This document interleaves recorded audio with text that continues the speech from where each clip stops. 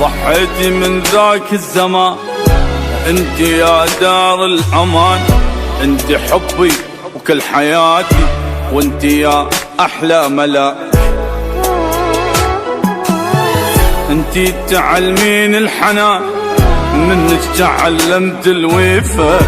افرح يوماني وياك واقول للدنيا السلام. امي جنة، امي شمعة، امي نبض